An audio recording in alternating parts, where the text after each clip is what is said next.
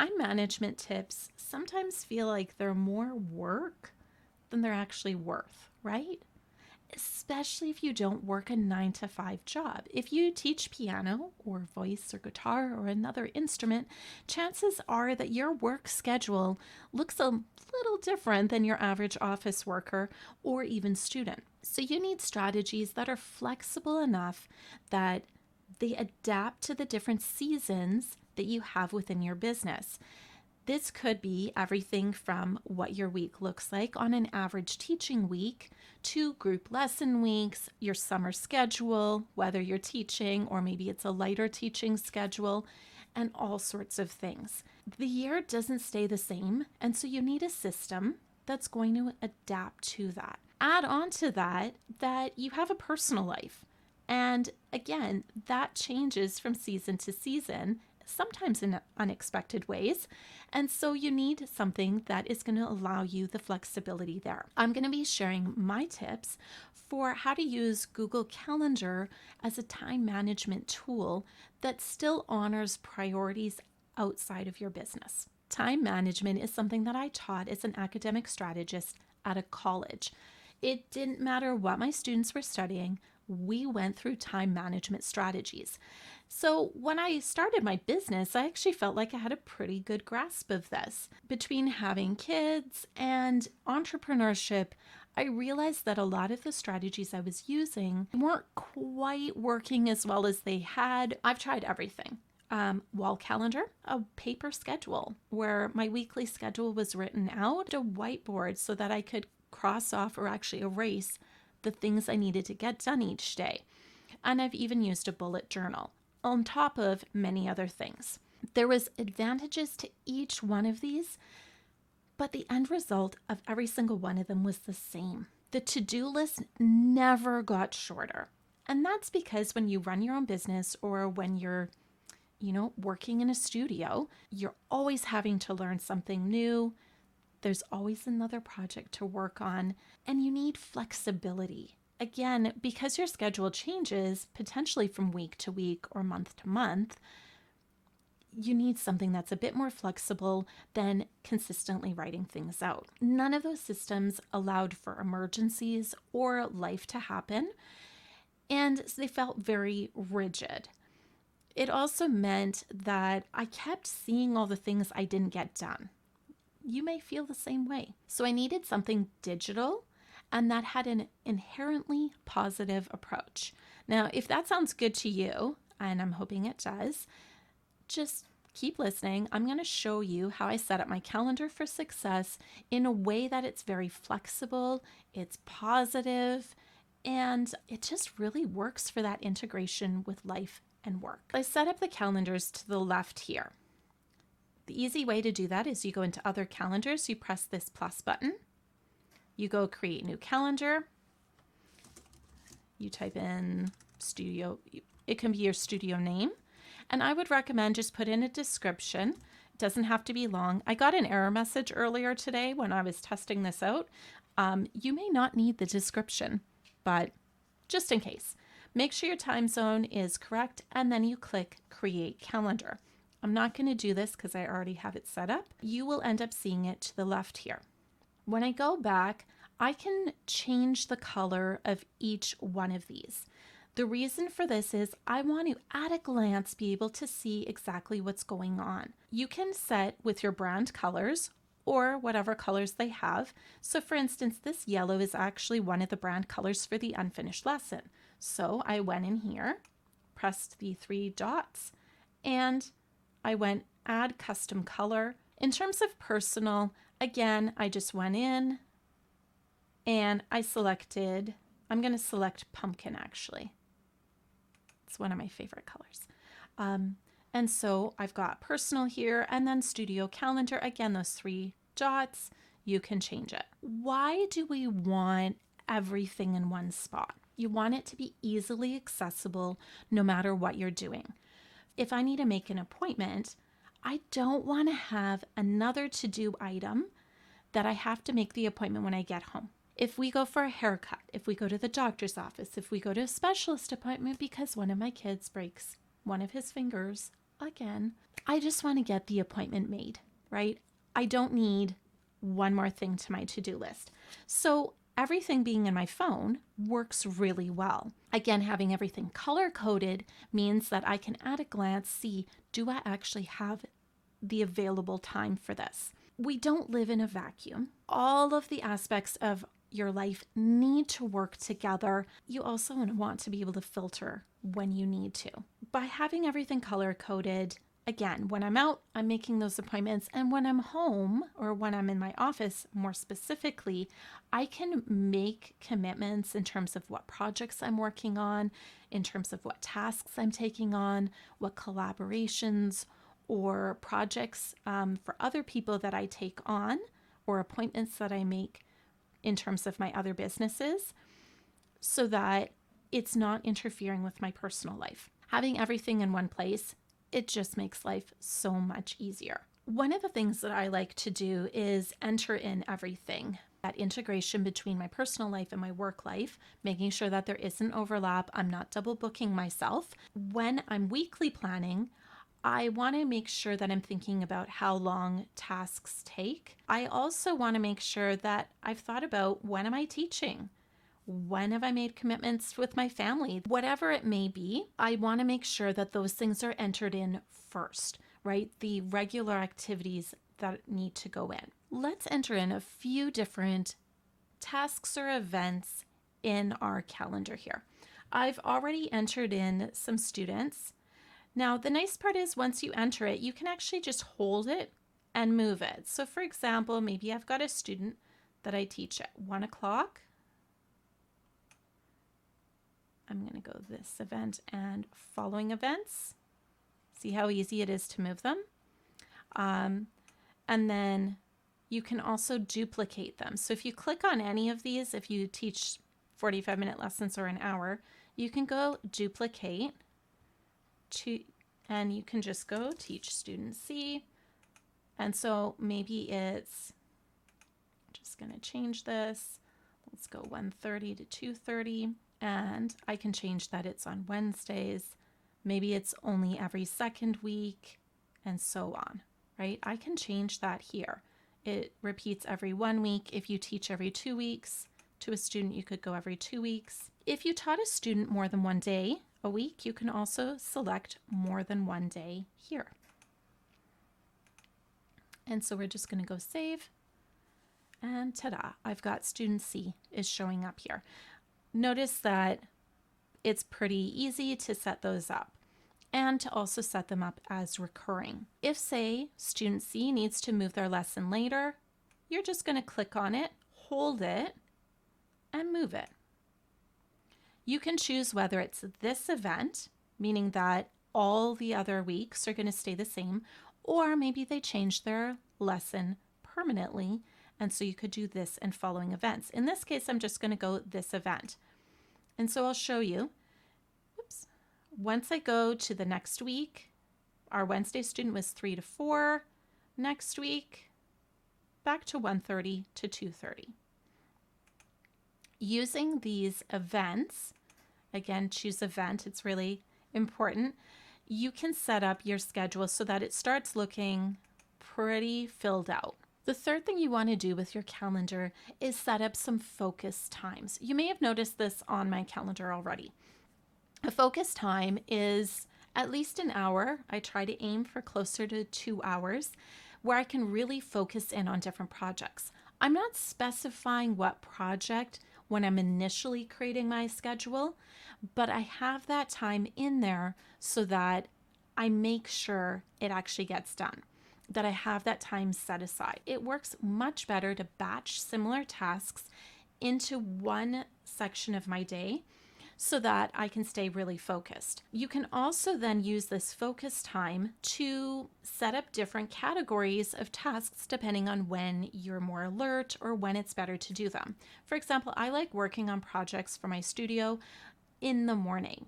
I feel like I'm more fresh and it's just a lot easier to get them done then. In the afternoons, that's usually when I'm teaching. So trying to schedule projects in then is not going to work great. And in the evening, then oftentimes I'm either teaching or I'm composing. I want to make sure that I have time in my schedule for all of those things. Keep in mind that if you need to set an appointment, personal or otherwise, sure, you can set it during one of your focus times, but you have to figure out where you're moving that time, right? We only have limited time. We want to make really good use of it. And so it's something to keep in mind. I have a focus time. I'm going to quickly show you how to set those up. So I'm going to go in, create an event. I'm going to call it focus time. And because I like it being in the morning, I'm just going to change that so that it's, say, from 9 to 11. Okay. And I want it to repeat. Now, notice I already have a few focus times on my calendar here. I already have Monday, Wednesday, and Thursday. So I don't want it to repeat on those days. I'm going to click repeat and go custom. I want it to repeat on Tuesdays and Fridays. There you go. That way, oh, and I want to change my calendar so that it goes to not the unfinished lesson, but my studio calendar. Once I hit save, because I've created these, now I have them in my schedule. I know that this is already blocked off, that I'm not going to use it. Here's the 2 ways that you can add to-do list, a to-do list to this. You can either create a task. Let's go back to the recital, right? So recital, plus student songs, plus composer names. Okay. I want to do that on that. Let's go with not April 13th, but say I want to do that during my focus time here, and I'm going to do that one for 9 a.m. This is not my favorite way of doing this. It doesn't mean it's not a good way of doing it. It's just not my favorite. And you can write some notes here if you want. Here's why. Notice that it starts looking a little cluttered.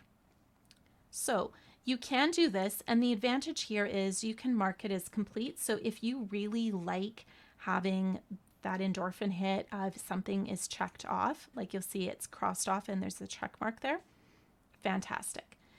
If you prefer not to do that, what I actually do is I will go into the focus time. I hit this little pencil for edit event, and I go down to description. I'm going to work on recital prep.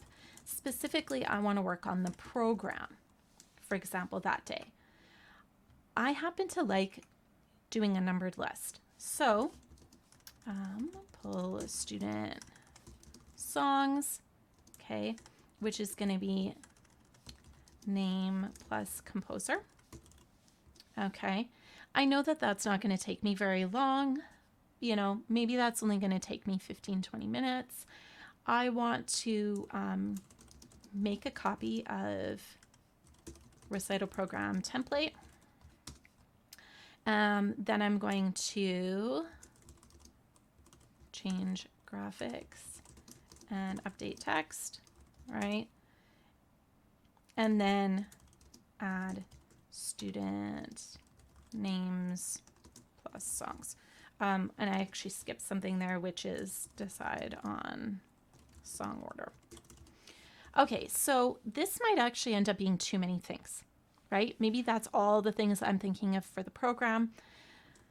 Depending on how much time I have, maybe I know I'm not going to get to all of this. I'm going to put a link to an article in the description. It goes through how to figure out your priorities, how to figure out how much time you actually have per day to work on your business and be able to still have that life you want outside of it, but also in terms of how do you figure out what to work on each day and each week. Really think about how long does each task take.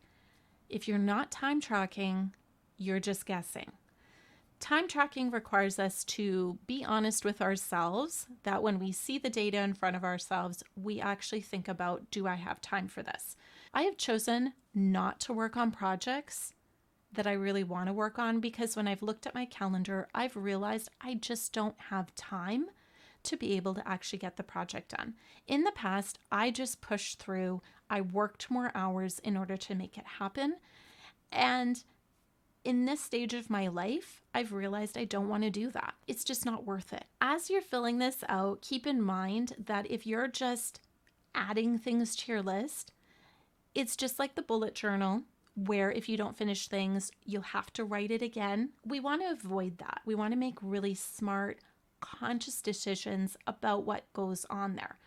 For me, I know that I can actually get all of that done that I had just listed in 2 hours.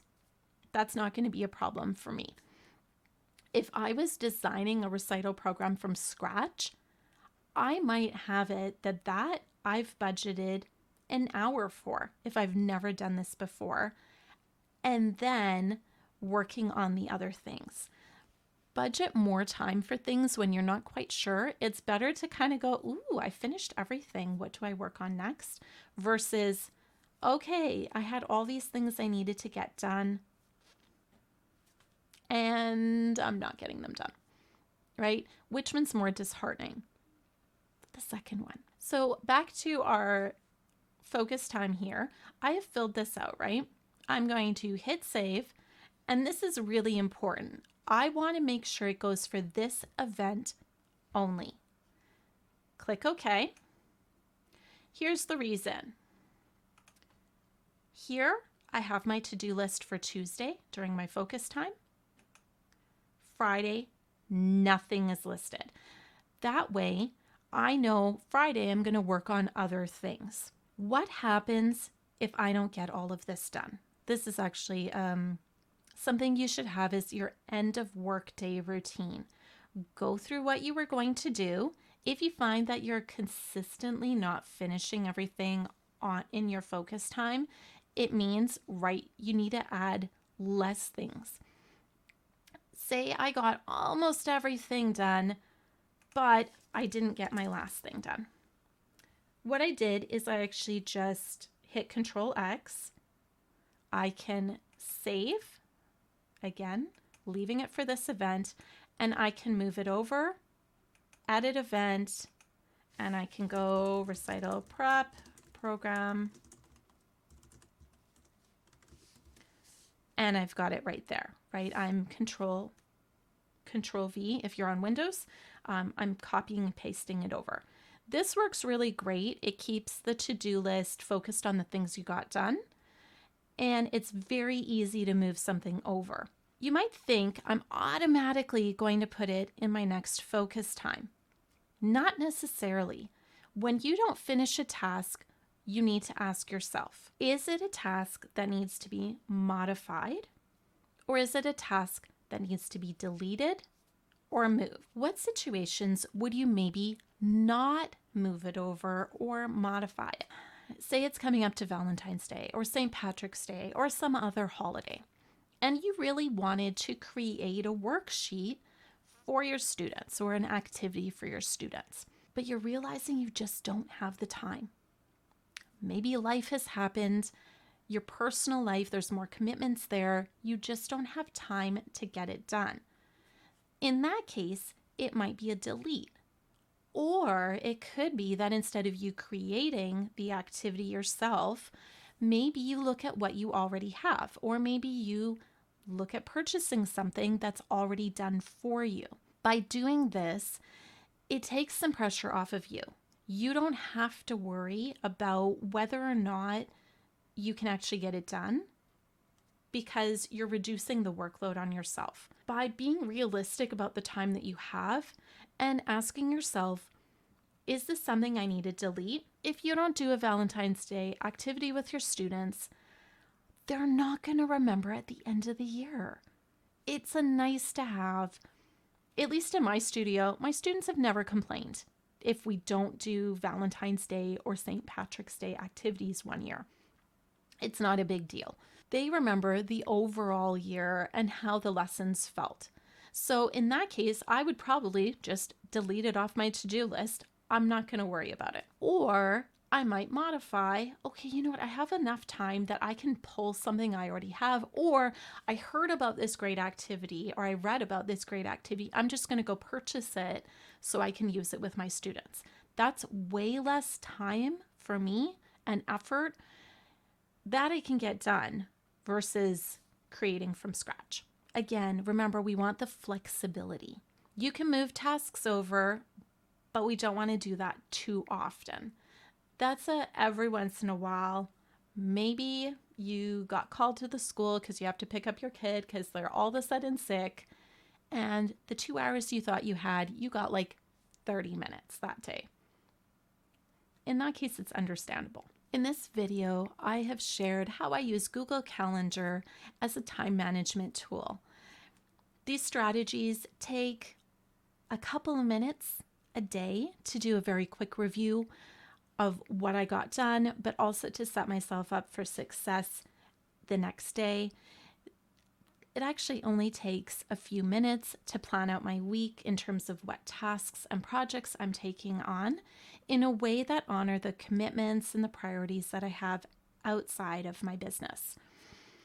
They also give me the flexibility when life goes a little haywire. It throws some obstacles, and suddenly my work day that I thought I had has been greatly shortened. If you would like to see more admin tips, whether that is how I decide what projects to work on or even knowing how long those projects are going to take, whether you'd like to see my done list, which is another really powerful tool I use to stay positive in the face of a never-ending to-do list, just let me know in the comments below. It'll let me know that those are some videos that you would like to see coming up here in the future. Creating systems is one of my specialties. Things like an organized, practical, and flexible schedule, just like I showed you in this video, or even other strategies and systems that make your work life a little easier, that you can run your studio the way that you want. I can help you find that work-life balance. I can help you with that using technology. I'm a firm believer that technology can and should make life easier, that it should take less time and help things be integrated when they need to be integrated and help us stay focused when we need to stay focused. Visit the unfinished lesson to set up one-on-one coaching with me if that's something that you're interested in. I would love to help you find the strategies and the approach that works best for you.